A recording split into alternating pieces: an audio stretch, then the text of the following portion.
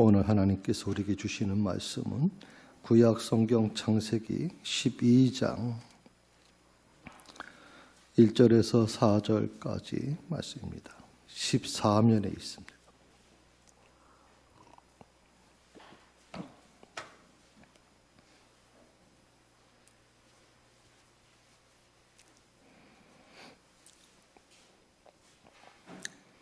다 찾으셨으면 자리에 일어나셔서 하나님의 말씀을 들으시기 바랍니다. 여호와께서 아브라함에게 이르시되 너는 너희 고향과 친척과 아버지의 집을 떠나 내가 네게 보여줄 땅으로 가라. 내가 너로 큰 민족을 이루고 네게 복을 주어 내 이름을 창대하게 하리니 너는 복이 될지라. 너를 축복하는 자에게는 내가 복을 내리고 너를 저주하는 자에게는 내가 저주하리니 땅의 모든 족속이 너로 말미암아 복을 얻을 것이라 하신지라. 이에 아브라함이 여호와의 말씀을 따라갔고 롯도 그와 함께 갔으며 아브라함이 하란을 떠날 때 75세였더라. 이것이 하나님의 말씀입니다. 아멘.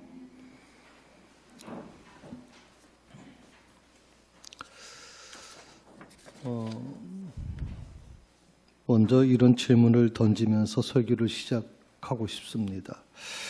오늘 내가 이 자리에 앉아 있는 이유가 무엇입니까? 내가 오늘 이 자리에 나와 있는 이유가 뭘까요? 우리가 보통 성도들이라면 얘기하겠죠. 저는 예수님 믿기 때문에 그렇습니다. 또 저는 교회에서 집사니까 그렇습니다. 이렇게 얘기하는 분도 있을 거고, 어떤 분은 기독교인이니까 나는 기독교인입니다 라고 얘기하는 분도 있을 것입니다. 만약에 그렇다고 하면 내가 기독교인이 되도록 나를 부르신 분은 누구냐, 그 선택은 누가 한 거냐 하는 것입니다.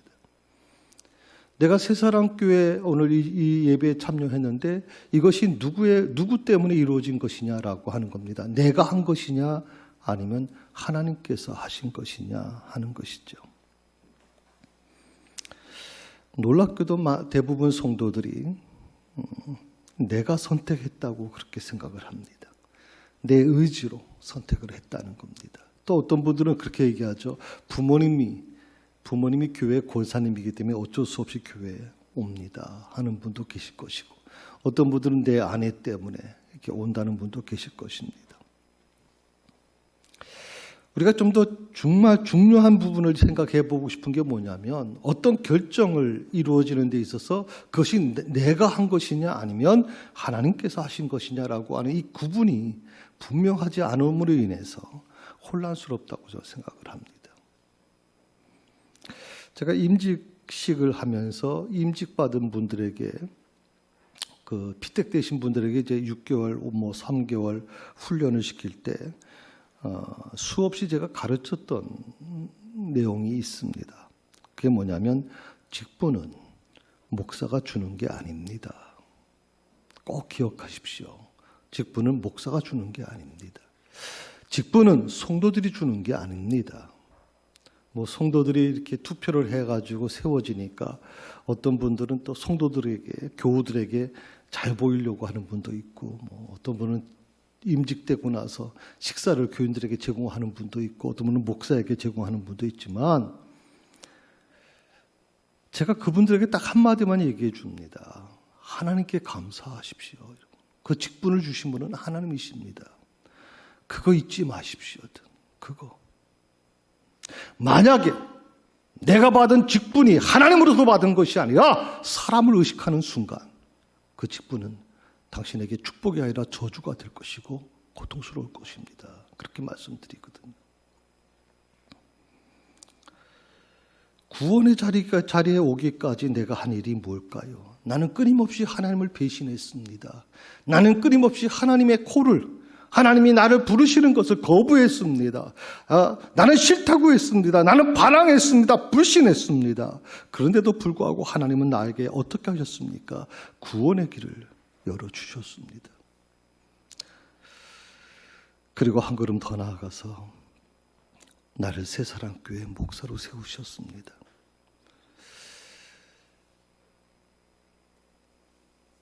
저도 이 교회 개척하고 한 21년 목회하면서 많은 유혹이 있었습니다. 좀 더 안정된 거의 1000명 되는 교회에서 청빙 요청을 받았기도 했고, 수없이 그런 고민 속에서 내가 하나님이 나를 부르신 곳, 하나님께서 나를 이곳에 세우신, 세 사람께 담임 목사로 세운 것에 대한 이 확신이 내게 없었다면 저도 많이 흔들렸을 거라고 생각하거든요. 하나님께서 나를 세 사람 교회 집사로 세우시고 권세로 세워주셨다. 내가 한 것이 아니다. 이것이 바로 하나님께서 내게 주신 것이다. 만약 그런 믿음을 가지고 그런 확신을 갖고 있다면 여러분의 모든 행동은 달라질 것이고 여러분의 모든 신앙관은 저는 달라질 거라고 생각합니다. 만약에 그것이 내가 잘나서도 아니고 사람들이 나를 그렇게 뽑아줘서도 아니고 하나님께서 나에게 그 직을 주신 거라면 어떻게 그 앞에서 행복하지 않을 수 있겠으며 어떻게 내가 그분에게 항복하지 않겠습니까? 하나님이 원하시는 것이라면, 하나님께서 원하시는 뜻이라면 내가 내 마음에 들지 않아도 그분께 항복할 수밖에 없잖아요. 왜? 그분께서 원하시는 뜻 안에서 나를 부르셨으니까. 믿음에 대해서 우리가 크게 잘못 알고 있는 것이 있습니다. 그것은 믿음을 하나님의 입장에서 보지 않는 겁니다. 하나님의 입장에서 보지 않는 겁니다. 대신 믿음을 내 입장에서 보려고 하는 겁니다. 여러분, 믿음을 내 입장에서 보는 것은 기독교가 아니죠. 그건 기독교가 아닙니다. 그런데 놀랍게도 믿음이라고 하는 것을 어떻게 우리가 받아들이냐면 하나님의 입장에서 보는 것이 아니라 내 입장에서만 그것을 보려고 하는 거예요. 이 어떤 관점에서 보느냐 하는 것은 굉장히 중요해요. 하나님의 입장에서 보는 것인가 아니면 내 입장에서 보는 것인가에 따라서 놀랍게 달라질 수밖에 없어요. 신앙생활을 해나가는 데 있어서 아주 중요한 것이거든요. 그건 마치 뭐와 같은 거냐면 평지에서 보는 것과 산 정상에서 보는 것은 완전히 다릅니다. 평지에서 봤을 때 아무리 봐도 난 내 눈에 보이는 것은 평지에서 보는 수준밖에 되지 않습니다. 그런데 정상에서 보는 사람은 너무나도 아름답고 너무나도 상상할 수 없는 그런 모습, 그런 환경을 보게 되는 것이거든요. 그러면 평지에서 본 사람은 정상에서 본 사람의 얘기를 이해할 수가 없는 것이거든요. 우리가 하나님의 입장에서 보느냐 아니면 사람의 입장에서 보느냐에 따라서, 나의 입장에서 보느냐 아니면 하나님의 입장에서 보느냐는 것은 완전히 하늘과 땅의 차이인데, 놀랍게도 우리는 내 입장에서 모든 것을 보려고 한다, 이 말이에요. 보고 있다는 것이죠.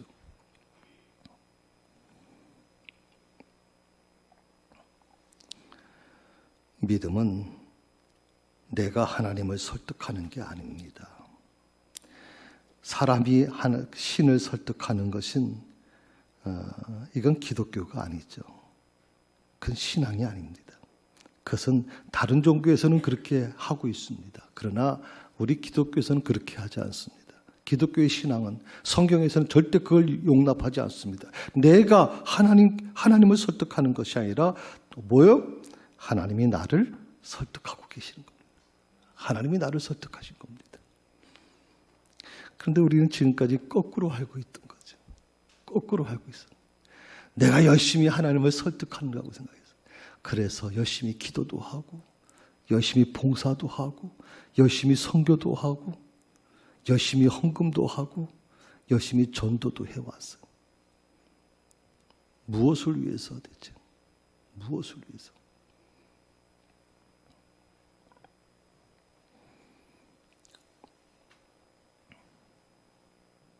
기독교인이라고 하는 것은 어떤 사람들일까요? 저는 이렇게 표현하고 싶어요. 단 한마디로 하나님께 설득당한 사람들이다. 기독교인은 하나님께 설득한 사람들이다. 설득당한 사람들이다. 하나님께 설득당했다는 게 뭐예요? 내 백인범이라고 하는, 백인범 목사라고 하는 나는 내 의지, 내 생각, 내 가치관을 다 내려놓고 그분에게 설득된 겁니다. 그분이 원하는 대로 나는 선택할 수밖에 없는 거예요. 그게 바로 기독교인이에요. 하나님이 이 땅에 오신 이유는 영광을 받으러 오신 것이 아니라 나를 설득하기 위해서 인간의 몸을 입고 이 땅에 오신 거예요. 나를 설득하기 위해서. 그렇다면 믿음이라는 게 무엇일까요? 믿음은 나를 설득하시는 하나님의 열심에서부터 시작되는 겁니다.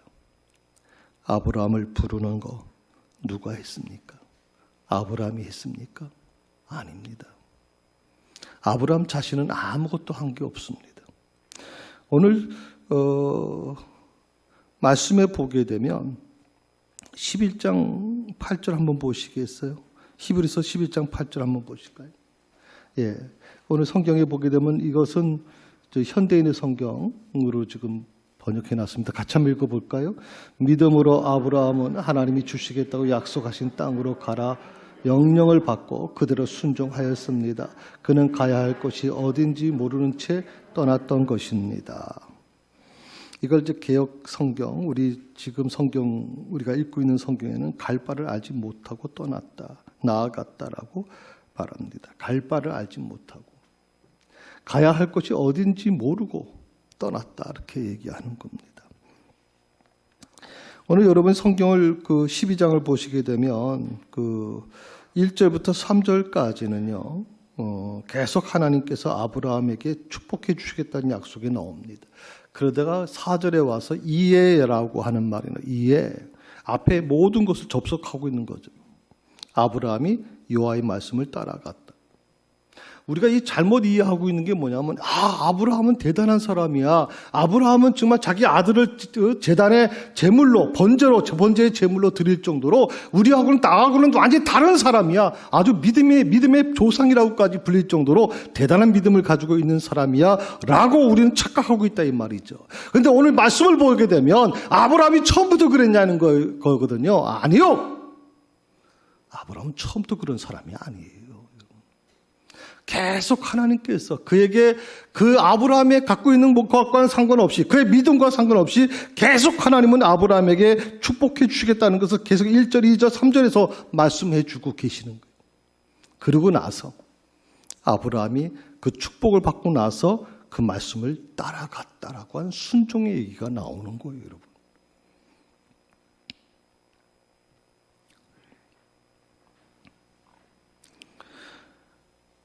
아브라함을 불러서 모든 민족의 아버지가 되게 하려는 하나님의 의지와 계획이 아브라함의 반응보다 더 우선했다는 것이 성경이 우리에게 주는 교훈입니다.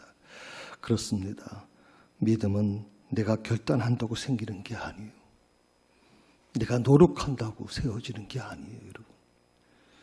그래서 내가 선택하고 내가 노력하려고 하는 분들은 어떻게 보면 마치 길바닥에 뿌려진 씨처럼 새들이 오면 금방 새들이 먹어서 사라져버리는 신앙이 될 거예요. 신앙이 자랄 수가 없는 거죠. 내가 선택한 것. 그러니까 내가 선택한 것은 얼마든지 내가 포기하기도 쉬운 거고요. 내가 할 일은 오직 하나입니다. 하나님의 설득하심에 귀를 기울이는 겁니다. 그리고 마음을 열어놓는 겁니다. 주님께서 말씀하신 것처럼 내가 너의 마음의 문을 두드린다. 내가 열면 내가 들어가서 너와 함께 먹고 마시겠다. 마음의 문을 여는 것이 내가 하는 것이고 나를 설득시키는 분은 누구냐? 하나님이신 거예요. 나를 설득시키는 분. 나를 이 자리에 오게 하신 분도 하나님이셔요. 나를 집사의 직분으로 맡겨주신 분도 바로 하나님이시란 말이에요. 여러분 착각하지 마세요. 이것이 잘못되게 되면 마치 기독교인이 하나님을 믿는 사람들이 타종교의 신앙인 사람들처럼 신앙생활을 하는 분들이 많이 있단 말이죠. 아마 우리들 중에 여기 앉아 계신 분들 중에도 창세기 15장에 나오는 아브라함처럼 약속을 받는 자리에 이미 와 있는 사람도 있을 것입니다. 창세기 15장에는 하나님과 이 아브라함 사이에 언약식이 이루어지고 있거든요. 약속입니다. 그래서 창세기 15장의 그 아브라함의 약속은 굉장히 중요하게 생각을 하는데 아마 이 자리에 참여하신 분들 중에서도 하나님으로부터 그런 약속을 받으신 분들도 아마 있겠죠. 또 하나 뭐냐면 우리 중에는 창세기 17장에 나오는 아브라함처럼 하나님으로부터 꾸지람을 듣고 있는 사람들도 있을 겁니다. 여기 17장에서는 이제 처음으로 아브라함이 아브라함으로 바뀌어지는 그런 이름의 변화가 일어나게 되죠. 근데 아브라함이 볼 때는 이해가 안 된 거죠. 왜냐하면 이해할 수가 없는 거죠. 왜냐하면 자기 이름이 부족의 아버지라는 이름도 참 쉽지 않은데 왜 자식이 없잖아요. 자식이 없는데 그런데 하나님께서는 뭐라고 말씀하냐면 너 이름을 아브라함 부족의 아버지라고 얘기하지 마라. 한 가정의 아버지라고 얘기하지 마. 너의 이름은 열국의 아버지가 될 거야. 전 세계의 아버지로 쓸 거야. 라고 얘기한단 말이죠. 아브라함이 볼 때는 너무 기가 막힌 거란 말이죠. 사라 같은 경우에도 마찬가지죠. 열국의 어머니가 되겠다고 하시니까 막 웃을 수밖에 없는 거예요. 하나님이 지금 어떻게 정신 나가셨나? 어쩌다 이렇게 얘기하시나? 왜 내 몸에 자식 하나도 없는데 무슨 말씀을 하시는 건가? 그런데요, 그것이 지금 이루어졌잖아요. 전 세계 75억 중에 아브라함을 알고 있는 사람이 몇 명이나 될 것 같습니까? 제가 그 일부 예배 설교 끝나고 잠깐 좀 인터넷에서 찾아보니까 어느 미국의 그 기독교 기관에서 그 콘델 신학교라고 하는 곳에 발표를 했어요. 작년에 그 전 세계 인구 중에서 기독교와 이슬람을 포함하면 58%가 이 기독교가 이슬람이다. 이슬람의 가장 중심의 인물이 누굽니까? 아브라함입니다. 기독교의 가장 중심의 인물이 누굽니까? 아브라함입니다. 유대교의 가장 중심의 인물이 누굽니까? 아브라함입니다. 새 종교의 가장 중심의 인물이 아브라함이거든요. 58%, 거의 60%가 아브라함을 알고 있다 이 말이에요. 자, 여러분 생각해 보세요. 자식 하나 없는 사람에게 하나님께서 하시는 말씀이 내 이름이 이제는 가정의 아버지가 아니라 이제는 열국의 아버지가 될 거다. 그래서 아브라함이 믿지 못하죠.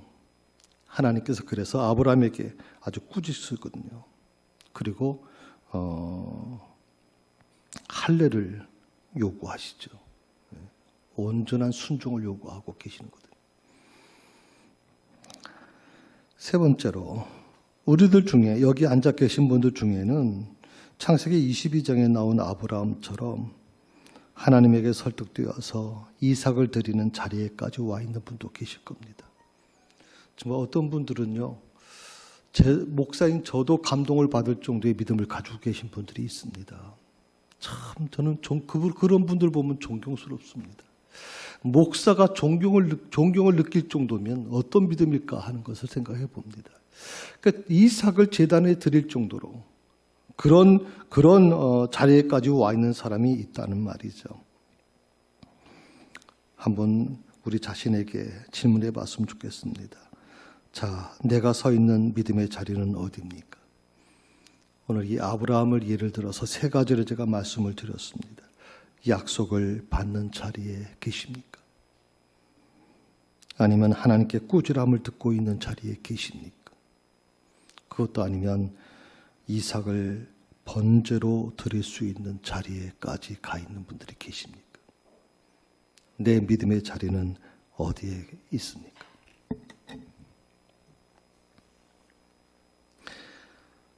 하나님께서 우리를 찾아오시는데 그냥 찾아오신 게 아니죠. 하나님께서 바로 인간의 몸을 입으시고 이 땅에 찾아오실 때 저는 눈물로 찾아오셨다고 생각하거든요. 나를 설득하기 위해서 이 세상의 인류, 모든 이 세상의 인류가 사단의 포로가 되어서 다 죽게 되었는데 그들을 살려내기 위해서 오늘 하나님께서 인간의 몸을 입으시고 이 땅에 오셨어요. 눈물로 오셨다고 저는 생각하고요. 그리고 눈물로 호소합니다. 제발 돌아서라고. 끊임없이 오래 참으시고 열심으로 계속 나를 설득해 오시는 겁니다. 만약에 이 사실을 알게 된다면 어떻게 되었을까요? 세상의 어떤 신이 자기가 만든 피조물을 눈물과 열심으로 설득하며 찾아오실까요? 이 세상에 어떤 신이, 이런 신이 존재하고 있습니까? 자신이 만든 피조물을 눈물과 열심으로 설득하며 찾아오시는 그 하나님. 이 사실을 알게 되니까요, 내가 서 있는 자리는 결코 침묵의 자리가 돼서는 안 되겠다. 내가 받은 은혜가 너무 큰데, 내가 받은 감동이 너무 큰데, 나를 위해서 하나님의 모든 보좌를 버리시고 이 땅에 찾아오신, 눈물로 찾아오셔서 나를 설득하시면서 이미 우상에 빠져 있고 다른 신을 섬기던 나를, 사단의 포로로 잡혔던 나를 제발 거기서 돌아오라고 끊임없이 호소하며 그들을 끌어내려고 하는 하나님의 그 설득하심이 있는 종교가 내가 믿는 기독교라면 어떻게 침묵할 수 있겠습니까? 어떻게 가만히 있을 수 있겠습니까? 저는 가만히 있을 수 없다고 생각하거든요. 절대로 침묵하는 자리가 돼서는 안 될 거라고 생각합니다. 그래서 주님이 택하신 영혼들을 구원하는 일을 시작할 수밖에 없는 거죠. 전도라고 하는 것은요, 교회를 부흥시키기 위해서 하는 게 아닙니다. 전도는 영혼을 구원하기 위한 것입니다. 하나님께서 나 같은 자를 위해서 그 수모와 그 모든 모욕을 다 감당하시고 눈물과 설득하며 이 땅에서 나를 구원해 내신 거라면, 그것이 내 마음속에서 감동으로 와 닿았다면 이제 그 감동을 다른 사람에게 전해줘야 될 책임이 바로 전도라고 하는 겁니다. 그 대상이 만약 내 시어머니라면, 그 대상이 만약 내 친정어머니라면, 부모님이라면 그분들을 하나님의 자녀로 세워가야 되겠죠. 만약 내 자녀가 아직도 예수님을 알지 못한다고 하면 그들을 하나님께서 나를 설득하신 것처럼 나도 그들을 설득해 나가야 되지 않겠습니까? 내 주변에 있는 사람들, 내 동료들, 직장인들, 동료들, 내 이웃에 있는 사람들, 그들을 주님의 마음으로 설득시켜 나가야 되는 것이 바로 우리가 해야 될 일이라고 생각합니다. 성도 여러분, 하나님은 아브라함 시대만 계셨던 분이 아닙니다. 아브라함 시대만 역사하셨던 하나님이 아니십니다. 지금 2020년 지금, 그 지금도 이제도 지금 하나님은 살아계시는 분이라고 생각합니다. 하나님은 끊임없이 참으십니다. 그리고 끊임없이 인내하시면서 마침내 나를 완전히 설득시켜 나가실 것입니다. 처음부터는 아니죠. 아브라함부터 처음부터 완전한 사람이 아닙니다. 처음부터 우리가 잘못 이해하고 있는 게 뭐냐면, 아브라함은 처음부터 이삭을 제단에 바칠 정도의 믿음을 갖고 있다고 생각했는지 모르지만, 아니요, 아브라함도요, 나처럼 참 부족한 사람이었거든요. 부족한 사람이었거든요. 그도 끊임없이 하나님을 의심했던 사람이고 끊임없이 하나님의 마음을 아프게 했던 사람이에요. 그런 그를 하나님은 끊임없이 설득시켜 나가셨거든요. 그래서 나중에는 위대한 하나님의 사람으로 만들어 가신 거 아닙니다. 감격스러움 외에 아무것도 필요하지 않는 자아를 가리켜서 무엇이라고 부르는 줄 아십니까? 감격스러움. 하나님이 나를 선택해 주셨다는 것, 나를 주님의 자녀로 만들어 주셨다는 것 외에 어떤 것도 필요 없습니다라고 그렇게 느끼며 그렇게 생활하는 사람을 가리켜서 저는 이렇게 말씀드립니다. 그것이 바로 예수 믿는 사람이다. 그게 바로 예수 믿는 사람. 예수 믿는 사람은요, 나를 선택해 준 것만 해도 감격스러운 거예요. 그런데 거기에 뭘 더 바라고 더 요구하겠습니까? 부모가 자식을 이 땅에 태어나게 해줬습니다. 생명과 맞바꿔서 이 자리에 있게 해주셨습니다.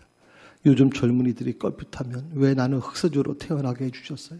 나는 금수저로 태어나고 싶은데 왜 흙수저로 태어나서 이렇게 고생합니까? 왜 나에게는 유산을 물려주지 않습니까?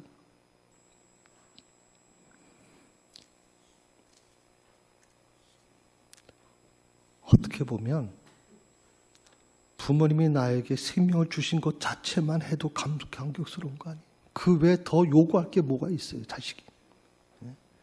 어떻게 보면 이 부분, 하나님과 나와의 관계도 마찬가지로 생각해요. 나를 선택해 주신 것만 해도 감격스러운 일인데 자꾸만 왜 다른 종교처럼 뭘 바라고 말이에요. 뭘 기대하고 그거 안 해줬다고 투정하고 부리고 원망하고 하나님이 살아계시냐 안 살아계시냐 거짓말이다 뭐 이런 얘기를 하고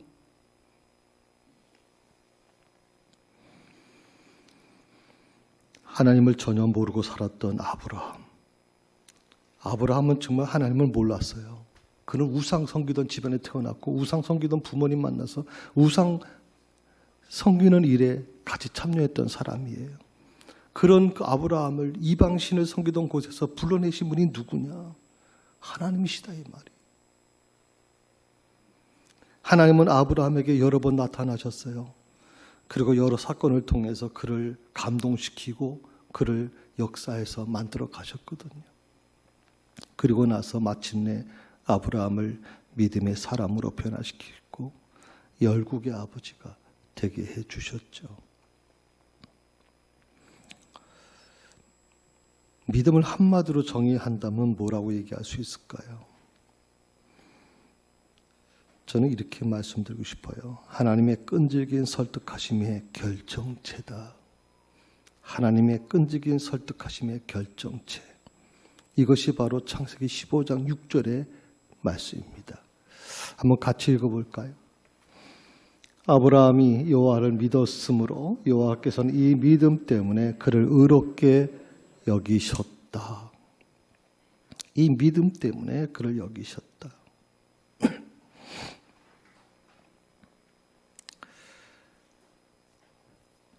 아브라함, 제가 늘 계속 말씀을 드리는 게 그겁니다. 아브라함의 믿음이 대단해서가 아니라 아브라함이 내보인 믿음, 우리가 보통 얘기할 때 그가 하나님께서 오늘 1절의 말씀처럼 고향 땅을 떠나라, 친척 아비의 집을 떠나라고 얘기할 때 그가 그것을 떠났던 걸 얘기해 주는 거죠. 그게 믿음이라는 거죠.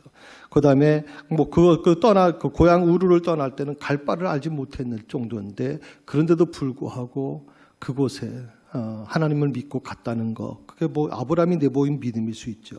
두 번째 또 뭐가 있을까요? 이삭을 제물로 바친 거죠.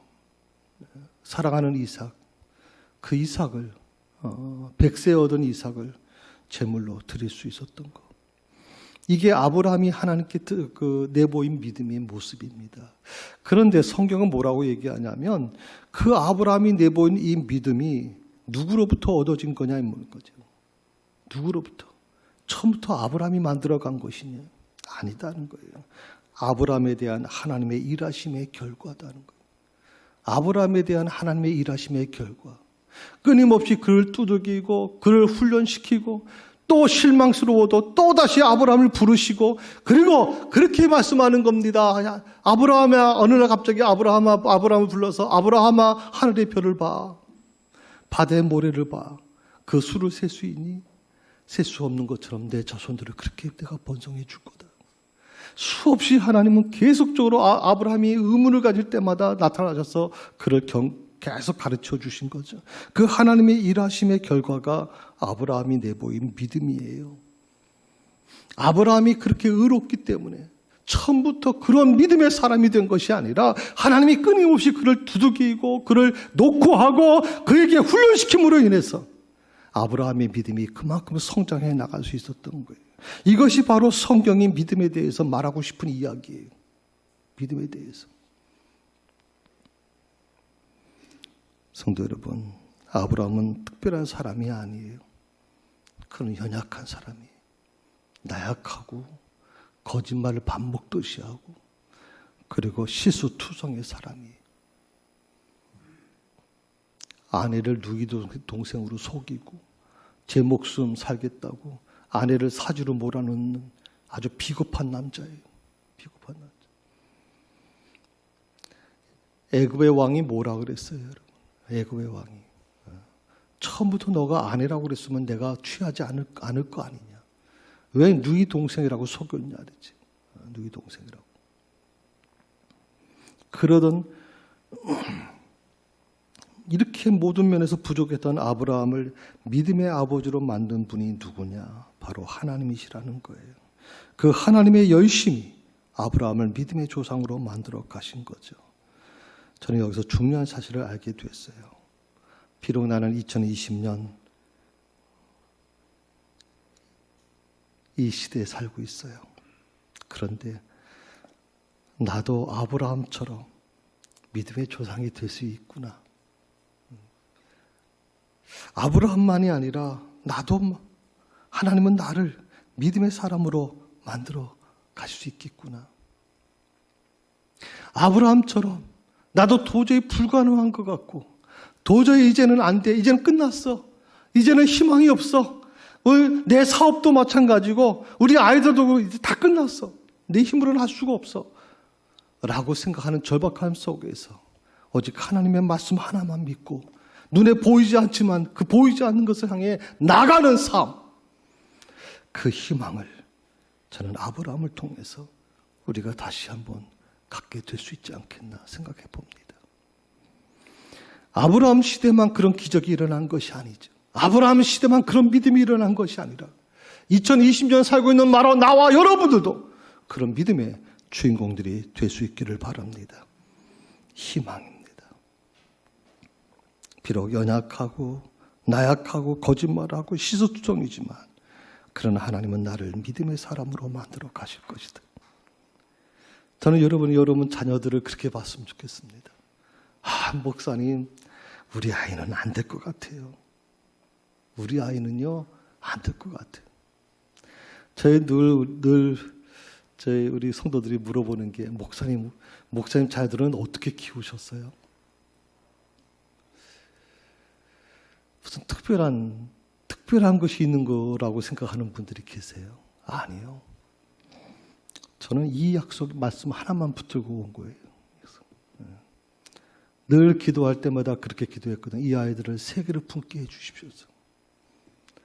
저는 이 한국을 품었다면 이들은 세계를 품게 해주십시오, 하나님. 그걸 위해서 기도했고 그것이 이루어지고 있는 겁니다.